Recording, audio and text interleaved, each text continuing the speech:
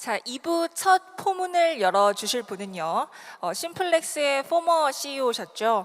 님로드 레하비님께서 강연을 준비해 주시고 계신다고 합니다. 자, 오늘 강연의 주제는요. Web3 is already here, you just don't know it 이라는 주제로 강의를 준비해 주셨다고 하는데요. 네, 여러분, 님로드 레하비님을 큰 박수로 환영해 주시기 바랍니다.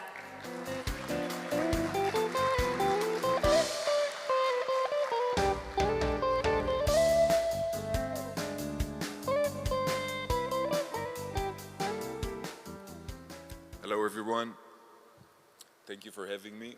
Always happy to come to Korea. As we're talking about Web3, I want to first of all make the notion that it's already here.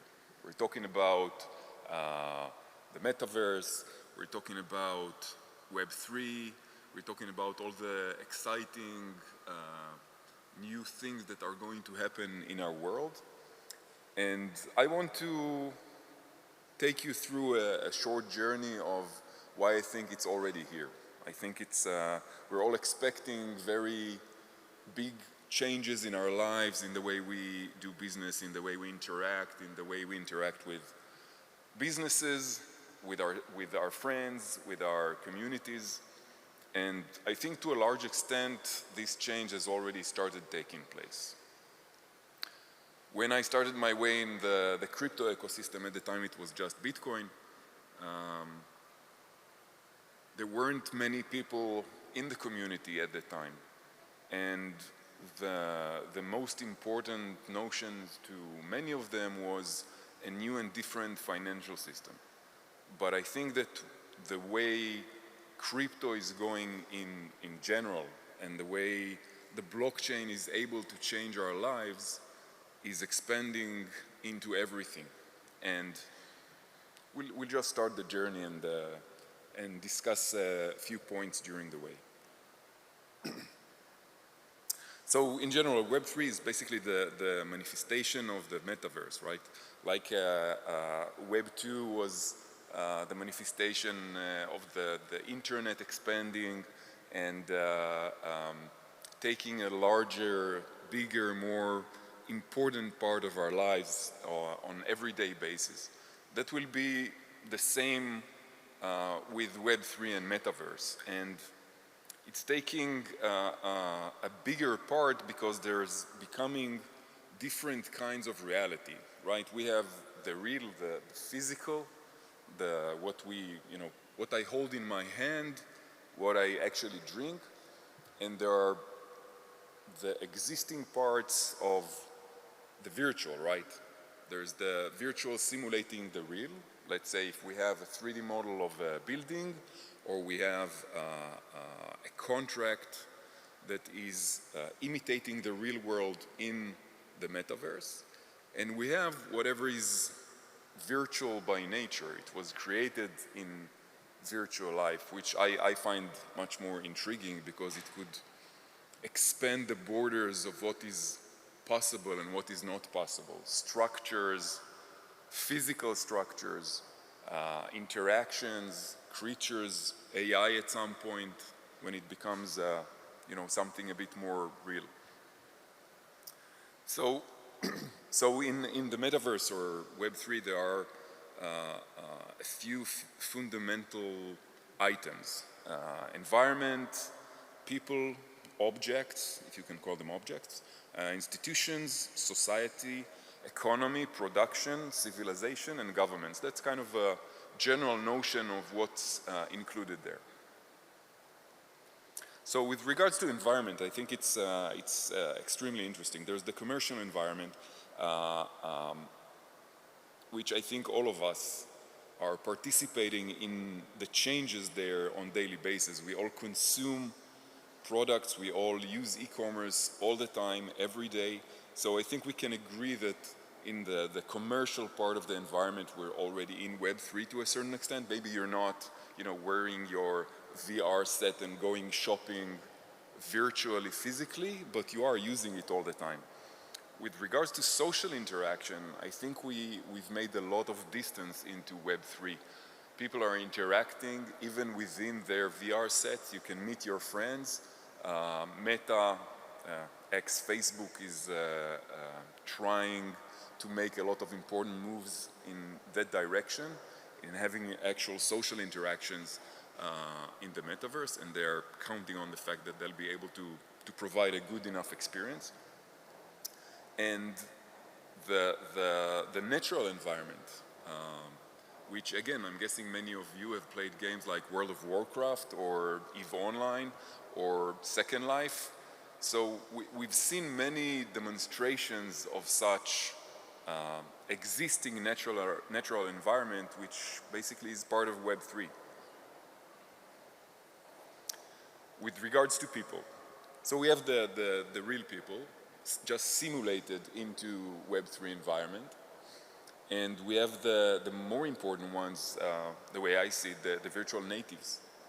So what used to be bots in games, or chat bots or support chat bots, will evolve into something that we constantly interact with in a much better and more inclusive way.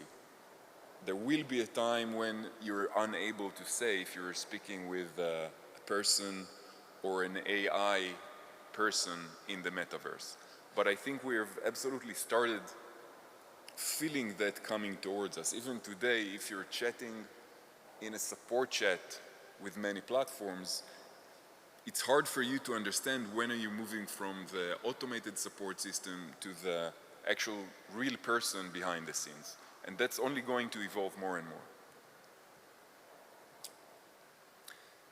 Objects. Again, as many others in these slides, there will be the real simulated, because the virtual world will first of all include digital manifestations of the real items. So it's going to be mentioned here in most of the slides, but I think it's less interesting.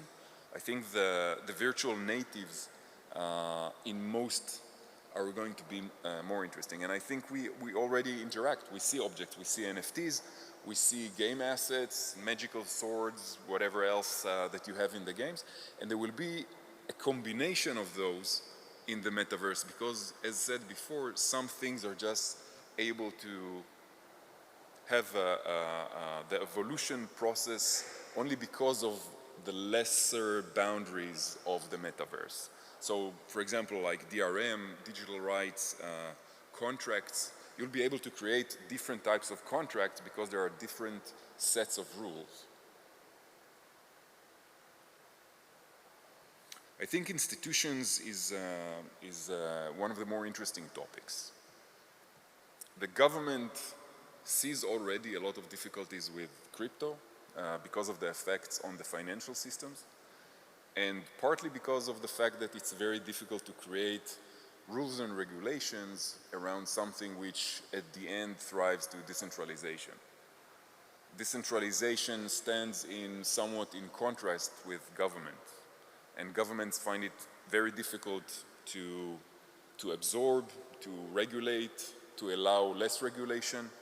And I think that will be a constant friction point as the metaverse becomes more and more expanding.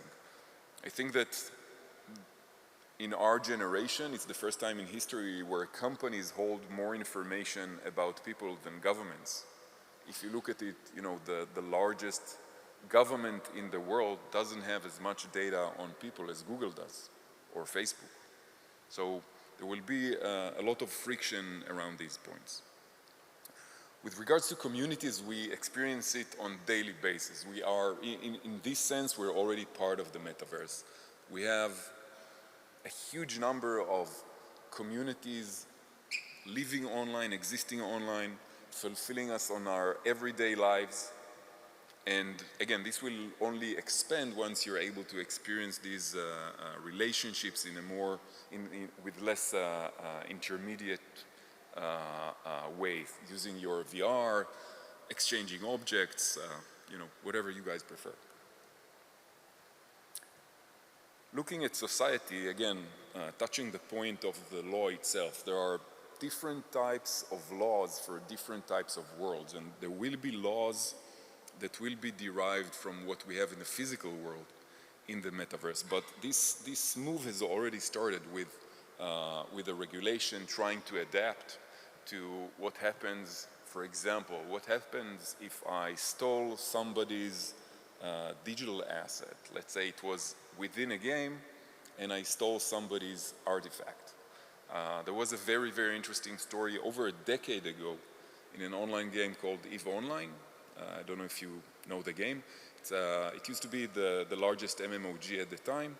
And there was a super interesting story. Basically, there are two factions there, the traders and the pirates, and two rival fractions of pirates. One of them infiltrated the other one over a period of 9 months and convinced the leader of that tribe to take the entire fleet of everything is done within the game. Take the entire fleet, fly to a distant place where the guys who infiltrated the organization had an ambush and destroyed all of his ships. And since even in that game you were able to use the game currency to pay for the subscription, the damage could be translated to something around $500,000. And that was within the game. So people within the game rules, within the game laws, created a real-life, real-world damage of $500,000 to a person. And again, these things are mostly not yet understood by law enforcement, by regulators. So there's still a lot of road in front of us to proceed to a place where we all feel safe in the virtual world as well. With regards to social skills, again, there are net ethics. They exist since the net existed. I think it's something that we've done, we've come a long way. As all of the other items, still a long way to go, but we're absolutely in the process. Economy, me being in crypto for such a long time, I think is definitely something which I'm more interested in. Economy, financial systems. Right now, I think that we have multiple currency ecosystem at the time. I think that unfortunately, it seems like we've brought with us as humans all the problems. Fear, greed have all come with us. And I think that greed is the most problematic one in trading systems especially. I'm guessing many of you had some experiences with trading all kinds of coins, joining all kinds of projects, and seeing how you can be manipulated in many of them. With regards to productions, again, I think it's going to be very, very interesting, and we're just starting our ways there. But how are you manufacturing? How do you sell products? For example, NFTs. If you're producing an NFT, your cost of production is basically zero. So you can produce as much as you like. How do you create the pricing system? Is it just free market? Do you create a cost plus structure? It's very interesting to see how it's evolving. And on top of that, how do you manage the means of production? At some point, computing power becomes an issue. And then at the end of the day, you know, we're all bound to a cloud. There is no cloud. Cloud is just somebody else's computer, right? How do you manage decentralized storage? How do you manage anything decentralized that still has to uphold certain SLAs? Civilization, I think, as a whole is also a great challenge, which we just started our way into it, but we're absolutely there in many terms. Language, even here I'm being simultaneously translated. I think today there are software pieces that are doing that rather well, so we'll be able to participate in online life in the metaverse regardless of what language we speak. And what binds us is the internet or the Web3 or the metaverse culture, which again, today there's a huge part of meme culture, especially, you know, I see it with my kids. They keep answering my questions with memes over WhatsApp. And again, with regards to customs, net ethics, which are becoming more and more global. So the way I'm behaving online with someone here in Korea will be very much similar to a way I behave online with everyone else, despite the huge cultural differences. Going back to government and governance, how do you govern decentralized organizations? Do you practice self-regulation? How do you work around conflicts? How do you create a system with less conflicts? If it's decentralized, if it's less bound by government, you're able to create laws. Code is law. We've seen multiple times in the crypto ecosystem by now where code was law, but then just because the system wasn't decentralized, they were able to say, oh, wait a minute, we didn't like what happened here, we're reversing everything. It happened in 2016 in Ethereum, creating the fork between Ethereum Classic and Ethereum. It recently happened in Binance Chain. They didn't like what happened, so they just reversed it. And this is something which is completely the opposite of decentralization. Completely the opposite of code is law, which is mentioned very time as one of the principles of the crypto ecosystem.